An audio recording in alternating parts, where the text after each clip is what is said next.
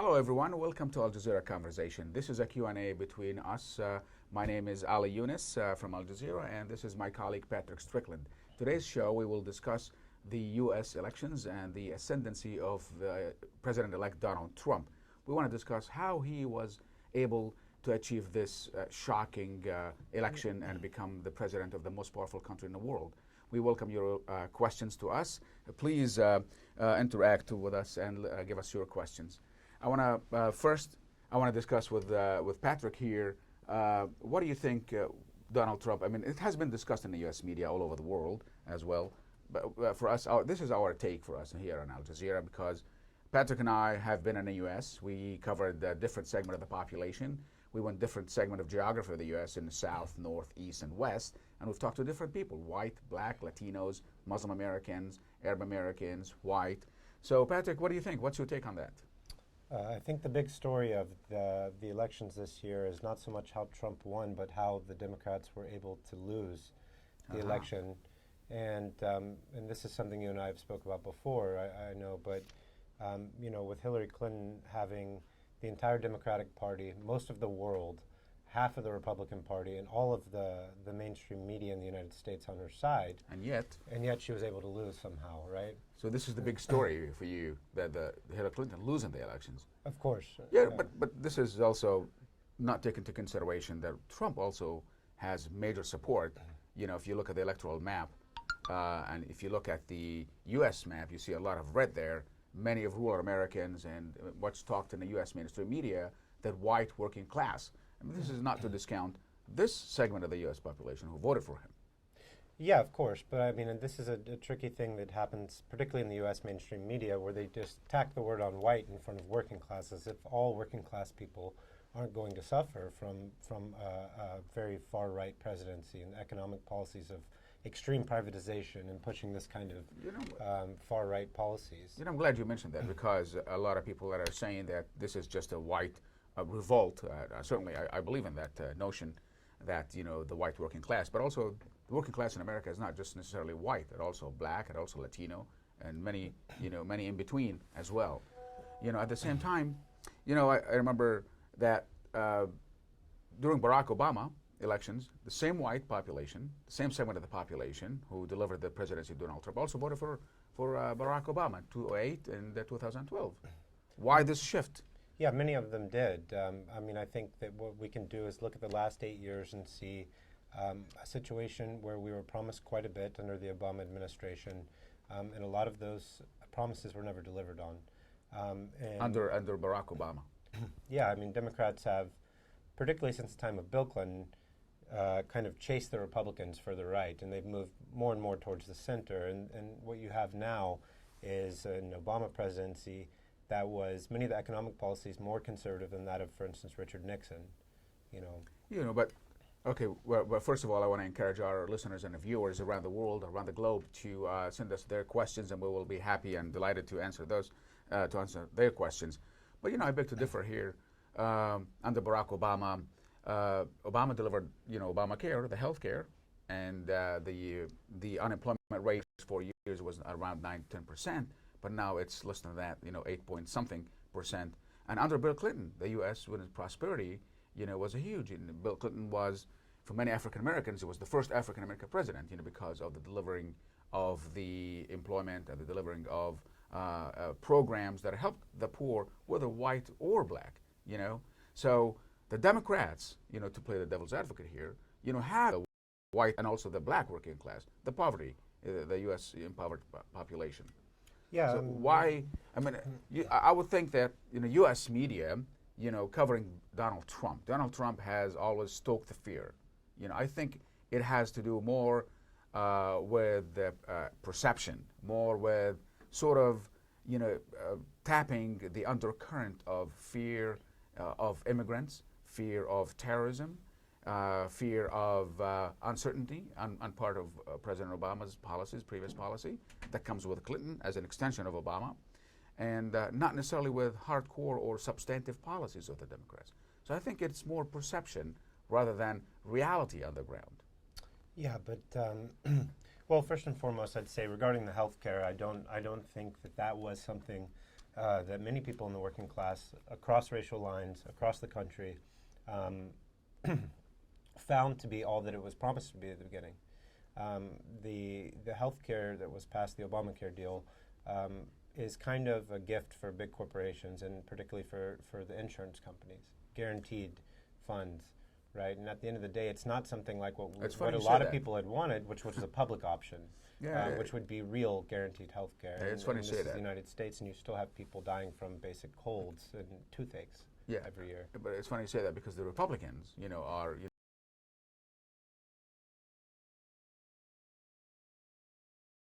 want you. It's back to the U.S. Well, that's a traditional Republican mandate, obviously. It's based on the economic theory that once we bring tax cuts to big corporations, corporations will use those tax cuts to build more businesses and with that to bring in more jobs and by extension reducing the unemployment rate in the U.S.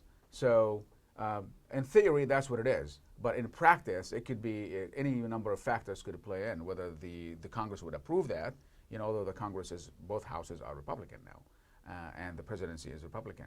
But it's remained to be seen how Donald Trump will pitch those to Congress and whether it will be approved or not. That's another story. So let's talk about, what do you think Donald Trump presidency will impact, for example, U.S. alliance with NATO, with Europe? Is he going to continue with George W. Bush? Foreign policy, a historic alliance? He's unpredictable. Obviously, he wasn't. He was a businessman, a billionaire businessman, no experience in foreign policy or in politics, for that matter. How is he going to do it? Yeah, I think at this point it's really hard to know because he does have so many contradictory messages, right? I mean, he said on the one hand that he would bomb ISIS wherever it was relentlessly, but on the other hand he said we're not nation builders and we shouldn't be going into costly wars. So there's a lot of confusion really at this point, but I think what's clear is that he has aligned himself with the furthest right elements of right-wing populism in Europe and elsewhere, from Putin to Marine Le Pen in France, to UKIP and the kind of architects of Brexit in the United Kingdom. Well, let's talk about terrorism. You mentioned, ISIS. It was a central theme in this election campaign that Donald Trump have said that, Obama has failed in Syria, has, even some conspiracy theorists that, Hillary Clinton helped invent ISIS. Of course, that's untrue. The fear of terrorism, and with terrorism come in, fear in Europe, like you mentioned, that's the rise of right-wing movement. It's a global movement. How Donald Trump will differ from Barack Obama in terms of, there's an ongoing war in Iraq, ongoing war in Syria, ongoing war in Yemen, ongoing war in Libya. I mean, it's war all over the place. He's going to inherit ongoing wars. How is he going to deal with this terrorism? I think, I'll ask myself first, and I'll answer that first. I think Donald Trump will not only continue Barack Obama's policies on that, but I think he will improvise in that he will be more forceful, and he will force Arab countries such as the Syrians or the Iraqis and the Libyans to be more forceful and not to be talking, negotiating with terrorist groups, and also force the Gulf region and force Egypt to be more active participants. In other words, he wants the region itself to be more proactive and try to dismantle and finish the terrorist menace in the region. Let's remember, ISIS and all the terrorist groups, first of all, they destroy the region, their own region, the majority of the Muslim population there. I think one of the things that's really important to remember about that is that you said that he's inheriting wars from President Barack Obama, and I think one of the key things to point out is that he's also inheriting vastly expanded surveillance powers, and even as recent as domestic and as well just last week, expanding the drone program officially into Somalia, according to a New York Times report. This kind of world police state that Barack Obama has expanded. I mean, he's been much more. Was the one who invaded Iraq, is the one who set the stage for the dismantling of many of the stable Arab states, and with the 2011, with what's so-called Arab Spring, many of the Arab population have revolted, try to dismantle this dictatorial regime, dynastic regimes in the region. But let's not forget at the same time that Obama inherited wars in Iraq and in Afghanistan, but at the same time he developed a different kind of war. He continued that war, but without boots on the grounds. Obama decided at the time that, okay, instead of sending U.S. troops and suffering more U.S. bodies to be killed and destroyed in those two countries, let's have special forces kind of war and targeted assassination and drone war, a war from above. And that's what it is for this President Obama. But the key thing is the perception out there that President Obama, he won a Nobel Peace Prize. We're not engaging in wars in a traditional sense of the word, but we are engaging in different kind of war.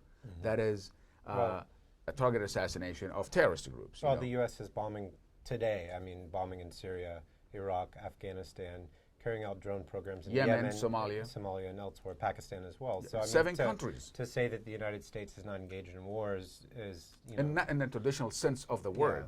And for the people who are living under the drones and the airstrikes, of course, it feels no different whether or not there's American boots on the ground. Yeah, so I think, like Donald Trump has said that he is not keen on sending American soldiers into places unless it's absolutely necessary in his perception. But at the end of the day, the kind of destructive policies that lead to so many deaths in other places will continue, I think, unabated. We have a question for you here. Go ahead. Hassan asks, isn't it good to get rid of politicians and have people with actual business experience run the country? Surely the politicians have failed. Well, I think there is also a caveat to that. If we have business people running the country, we will have a conflict of interest right there. Obviously, we've discussed that before. Donald Trump is a billionaire businessman. Many of his associates are all business people. He's going to appoint, subject to confirmation, many business people to be in the Secretary of Energy, different secretaries who were his business associates. To me, politicians as well, they're not immune from business, but under U.S. law, you have to diverse that or get rid of that business and put it in blind trust, so not to create some kind of a public conflict of interest between that. So the notion that we have business people because America is just about business, I think I disagree with that notion, because I don't want a businessman run the country based on his business interest, because like we've discussed before, there's a lot of poverty, many poor Americans, unemployment issues, we have healthcare issues, and to run it from a business perspective, I think it will be a disservice to many Americans. Yeah, and of course, Donald Trump, from everything he said, he's not claiming that he's going to run the country as some kind of a business-oriented technocrat. I mean, he's made really specific policy comments, particularly things regarding Muslims, regarding other people of color, regarding immigration.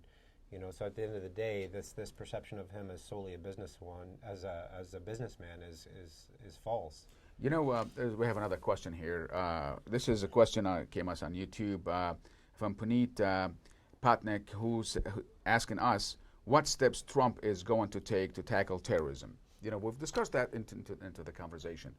But my take on that, if you look at his national security advisor, Michael Flynn, former DIA, Defense Intelligence Agency, and there's hardcore right-wing officials who are, the view of the world is that they will be very tough on terrorism, which is great. But at the same time, they are associating Islam, the entire religion, Muslims, a segment of the Earth population as terrorists and subject to, as you mentioned, to surveillance, registry, subject to discrimination and racial profiling.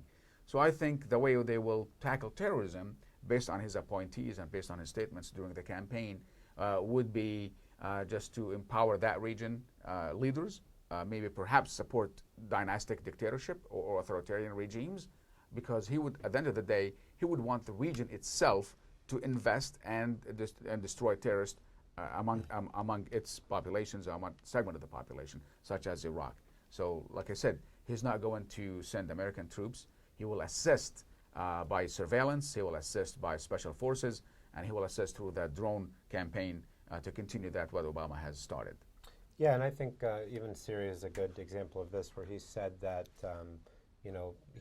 because of his close relationship with President Putin of Russia, has also said that that he would be amenable to kind of expanding ties with Assad and perhaps cutting off support to Syrian opposition groups. And So there's been a lot of talk a reversal of what President Obama, a liberal Democrat, talking about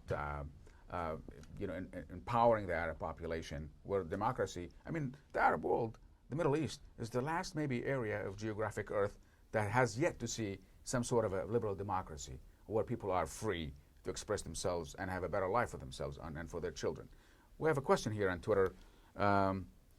It's from Greeter Innerson. What effect Mr. Donald Trump presidency have on LGBT rights? What do you think on that, given that how conservative his administration will be? Yeah, I think that one's also made kind of contradictory comments on that. A lot of his supporters, people particularly from far-right evangelical segment of the population, seem to think that he will do away with same-sex marriage. He said at one point— and Roe versus Wade, too? Roe versus Wade as well. An abortion? But he said at one point that, in regarding same-sex marriage, that the Supreme Court has already handled that, so it's kind of unclear. But at this point, I think the kind of extreme xenophobia that's been promoted by him and many of his followers, it's hard to say it's hard to rule out that he would present some kind of a crackdown or some kind of a reversal of the progress that's been made through popular struggle, mostly in recent decades. I've talked to many people in Virginia, North Carolina, South Carolina, Georgia, the South, which has been mostly Republican and very conservative. And when I ask them about these things, some of their concerns and some of the reasons why they voted for Donald Trump is this same-sex marriage issues. And the conservative, based on religious ground, they feel that marriage in the traditional sense of the word, and God has intended it in the Bible as the way they saw it, just man and a woman. So what Donald Trump messages, I think, went through on that. The other big issue is immigration. And one guy told me, said, we have to vet immigrants who come to this country. I don't care what vetting could take 5 years or 6 years or 7 years. That tells me that, Donald Trump's message has went through, resonated with segment of the population that voted for him. So it was very effective. And that leads me to the second question I got here on Twitter is what media. This question is on YouTube from Justin Antonian. Sorry if I messed up your name on here, but I've tried the best as I can to read it. What role, if any, did the media have at Trump's elections? Going forward, will this change the public's response to polls and every other piece of information surrounding this election? What's your take on that? Well, this is a big question. This is a great question. Well, the media played a huge role in Trump's election. First and foremost, the New York Times estimated recently that Trump got around $2 billion in free advertising through the kind of incessant media coverage. Yeah. He received far more coverage than Hillary Clinton did, and she received far more coverage than Bernie Sanders did during his period as well. So at the end of the day— So you think the media has swayed the election?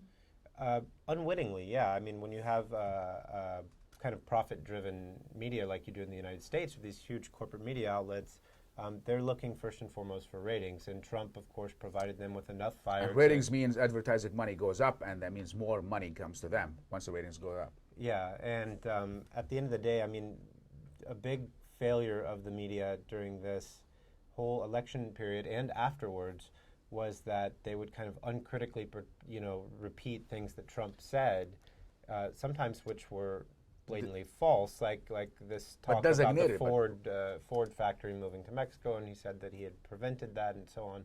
And it has actually been a decision that was made several months prior. And unfortunately, nobody fact-checked it. And also, if I want to add to that, I think the media has amplified everything that Trump has said, even false, even inappropriate, even something that assaulting Muslims, Latinos, even racist, him and his supporters, was amplified by the media because the media was, Patrick has said, is big corporations and profit-driven organizations regardless of the truth, which is, I think, this is pretty, sad and pretty unethical on that part of the media, because look what we have, a Trump presidency. It might go either way. So I don't want to, preempt the Trump presidency as a total failure or a total something that will destroy the world. I also want to remind our listeners, to send us their questions. But I remember when 2000, when George W. Bush won the elections, or prior to the elections, we used to talk about the neocons. The neocons, everybody was afraid of, and there'll be wars, and wars happen. But it was not the end of the world. But the neocons today, I think, comparison to this group that we have today, the white nationalists, the alt-right nationalist groups who believe the supremacy of the white race in the United States and in the globe, in response to many other factors, immigration, terrorism, economic failure in European and the U.S. I think that neocons were mainstream establishment in comparison to these guys here today. What do you think? Well, I think the neocons have set themselves up to be happy with either Republican or Democratic administration. And that's shown. People like Henry Kissinger, who certainly is no champion of human rights, endorsed Hillary Clinton over Trump. But about your point about Trump's base, right? It is a very wide base, and there's all this talk about. So remember, the Tea Party was a transition between neocons and the alt-right. Right? We have a Tea Party in the middle.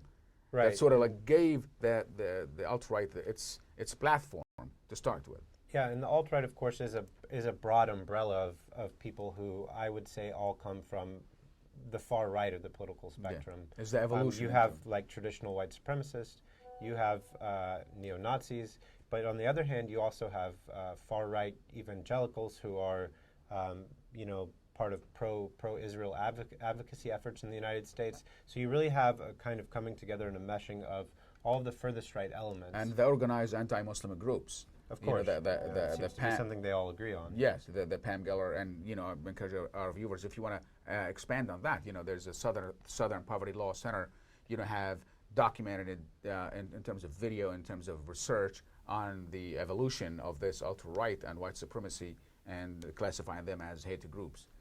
We have more questions. We seem to have more questions. Let me go ahead and ask you this one. We have space technology, ladies and gentlemen. Here we are surrounded by iPads and phones, and I have a pen here, which is also space technology to me. Muhammad Ibrahim asks, is Trump's plan to ban Muslims from entering the U.S. tangible or an actual possible reality?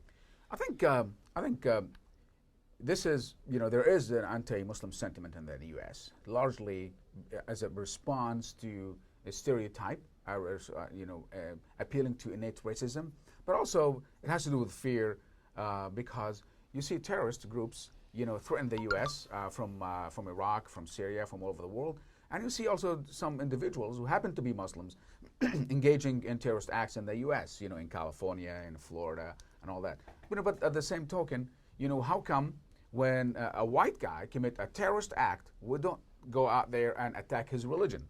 We don't go and start talking about the Bible as an evil religious document, as the way these anti-Muslim groups talk about the Muslim holy book of the Quran. So there is a discrepancy here, but and I should also add, as a hypocrisy, in dealing with Muslim-based terrorism by Muslim individuals, not necessarily by Islam, and Christian-based terrorism based on terrorists who happen to be Christians or happen to be Jewish.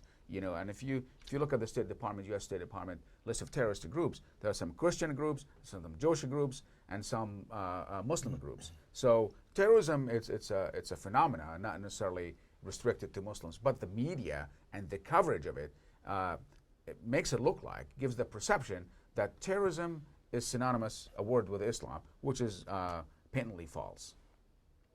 Yeah, and just to kind of touch back on that, the question of whether or not Muslims will be banned from the country, I don't think that he will be able to do that. If the Constitution is kept intact, then that's clearly something that wouldn't be permissible. But I think the most important thing about the kind of rhetoric that he's mainstreamed is that, this kind of intense anti-Muslim and Islamophobic incitement sends a message to those far-right people that we're talking about, to those it's an so-called empowering all-right type of people. message. and it gives them license to carry out vigilante acts of violence and kind of Islamophobic hate crimes, and not just against Muslims as well. I mean, of course, we've seen a spike in hate crimes since his election, targeting all sorts of people of color. Whether it be undocumented people and black folks as well, and also Muslims. Yeah, I want to touch on that, but first I want to remind our viewers and listeners around the world to send us their questions. This is a Q&A session. We are discussing the Donald Trump presidency and how he was able to achieve this shock and shocking the world when, as we discussed earlier, nobody thought that he will win the elections. Even I think himself, he was shocked. Donald Trump did not think that he was going to win the elections, and as an evidence to that, his son-in-law, Jared Kushner, was preparing to develop a TV station after they lose the elections, and all they won the elections. I think they say, wow, we won the elections. I can't believe it. So that's their questions. So I get back to that. I think when it comes to terrorism, when it comes to how Donald Trump is going about it, I think it remains to be seen. We know that they removed the notion that I think they are toning down that kind of message because they know this will not go, most likely will not go through in the U.S. Congress. I don't think, I hope I'm right, but anything can go. But I think this will not go through in the U.S. I think 2016 U.S. is not going to tolerate something happened, for example, in 1940s when they would put the Japanese in an internment camp, or what happened in Kristallnacht in Europe in the 1930s when the Nazis, destroyed all the Jewish property and killed many Jews. So I hope the U.S. is not going to that direction, and I hope there are enough forces in the U.S. Will pull together and balance the U.S. policy domestically and externally when it comes to these issues. Yeah, just to kind of touch again, I know I sound like I'm beating a dead horse here, but the whole issue of registry and whatnot, this kind of intense surveillance has been already happening, for 16 years, since the time of 9/11 and on, since the September 11th attacks. And all of that was expanded under Barack Obama. I mean, so we have to thank the Democratic administration for the kind of intense powers, and the intense institutional, kind of Islamophobic practices that are able to be carried out by the executive branch. We have 1 minute here to go, but I have two questions. First question is we have from Khalid, who says what the alt-right actually wants from the President-elect Obama, and there's another question from Fazal Safi, how Trump will deal with China and Russia. I'll get to the first one. It says what the alt-right movement wants. You look at Steve movement, see themselves as it's under Judeo-Christian values that promotes the white race as civilized race, and whereas other populations of the world are the threat to this supremacy of the white population and the white race around the globe, not just the U.S. And the question is about China and Russia. You want to delve on that a little bit? I want to touch on the alt-right thing. I mean, the point of, like you said, Judeo-Christian values, but at the end of the day, there are segments within the alt-right that are traditional anti-Semites, that are actual neo-Nazis. And for instance, anti-Jewish. when I was reporting in Houston, Texas, at a so-called White Lives Matter protest, it was actually organized by people who were members of an organization called the Aryan Renaissance Society, which is tied to the Aryan Brotherhood, which is a Nazi organization in prisons. It's an actual Nazi gang that's involved. So there's a basket of diverse kind of groups, anti-Jewish groups, anti-Muslim groups under this big umbrella. And they were protesting outside of a Jewish organization, and kind of blaming the Anti-Defamation League, which is I would say a right-wing pro-Israel advocacy group at this point. But they were kind of blaming them for what they say cultural Marxism and so-called white genocide. So it depends on which segment of the alt-right that you're asking about, because it is a broad umbrella. Okay, with that, I want to close this session. I want to thank everybody around the world who participated. I want to apologize for those who were unable to answer their questions. I will thank you so much and have a good day.